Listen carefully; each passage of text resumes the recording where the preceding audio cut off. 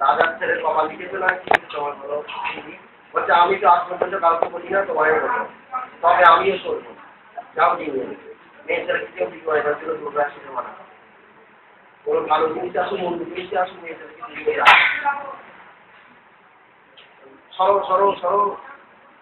হচ্ছে না ভোর হয়ে আসছে ওটা আমি মন্দিরের দ্বারা তোমায় ভাঙা দেবো জগৎবাসীকে সবাইকে ডেকে আনবো যাতে উৎপাদের কপালে সবাই তখন বলেছে আচ্ছা ঠিক আছে ওর কপালে লিখেছি ছেলে কি হবে ছেলে ও রাজা হবে না বিচারই হবে 15 বছর হবে তখন মাথায় পাশ করে বলছে নয় লিখবে তাহলে ওর কথা বাইক হবে তোকে রাজার আর কোনো বংশ আমি যেতে দেবো না বলছে কেন বলছে ওকে পয়সা দেওয়া হবে বলছে নামটা লিখে দিচ্ছি পয়সা দিতে হয় হবে তাহলে আর 10 দণ্ড বাকি বড় প্রাতঃকালে নিয়ে যেতে পারবে না ওর মধ্যে তাড়াতাড়ি নিয়ে গেলাম কি করবে দেখো অনেকক্ষণ দাঁড়িয়ে যখন 5 দণ্ড হয়ে গেছে 10 দণ্ড বাকি বলছে ঠিক আছে এই পাশে শুধু নাটা লিখতে পারি সেটা বলবে না সেটা লিখে পত্রের পাশে বলবে না বললো ঠিক আছে সেই নাটাই শুধু লিখবে না লিখে দিল খেয়ে বলছে তুমি সাক্ষী তুমি যদি হেল্পের করো তাহলে কিন্তু তাই কথা বলে তুমি যদি ওর বাস করার সময় থাকো তাহলে মান তুমি যদি ওর বাস করার সময় না থাকো তাহলে মান এই ছেলে 7 বছরে রয়েছে ছেলে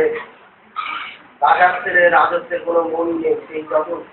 রাখালদের সঙ্গে এদের সঙ্গে মানে ও তো কপালটা লেখা আছে স্বামী কি করে রাজা মারে ঘরে এত কিছু করে সোনার গয়না পরায় লোক দিয়ে দিয়েছে ভালো খেতে চায় না সেই এই বাড়িকে পান্তা ভাত খাবে এইভাবে রাজা মারে করে তো কপালে লেখা আছে না বিক্রি হবে করে করে করে ওদের বাড়িতে চলে আর আসে না রাজা মানুষের পারে না ছেলে বড় হয়ে গেছে 14-15 বছর বয়স হয়ে গেছে ঠিক 15 বছরে পড়ে ওদের সঙ্গে বলতে আছে তাই মাসে জানতো 15 বছর পেরিয়ে গেলেও সব ভিডিও ফান্ডে হয়ে গেল আবার রাজার পাচ্ছি না এই মেঘ করেছে তাই মা জানে সঙ্গে সঙ্গে রাইমা বেরিয়ে মাঠে গুলি চলছে রাতের সামনেই মাঠ ছেলেটাকে করে নিয়ে বলছে ছাড়ো আমায় ছাড়ো ছাড়ো বলছি কে তুমি ছাড়ো কি আমি বলবো বস বলছি বলে টিকে করে বসা আছে দোলগোড়াতে নিয়ে আর ফসল করে একেবারে 5টায় এসে নাচল গাছে পড়েই ছেলের গায়ে অজ্ঞান হয়ে গেল দুদিন পর ছেলে জ্ঞান হলো ভালো হয়ে গেল বলে গেল তুমি থাকো ওখানে তাহলে বাচ্চা মাথায় না পড়ে এই বাচ্চা করে দেখে তুমি মরবে না বাচ্চা সরাসরি ওর গায়ে না পড়ে ওই ওর কাছে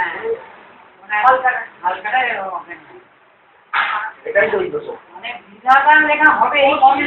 পরশুদিন যে বজ্রাঘাত করেছে 9 জন পাশাপাশি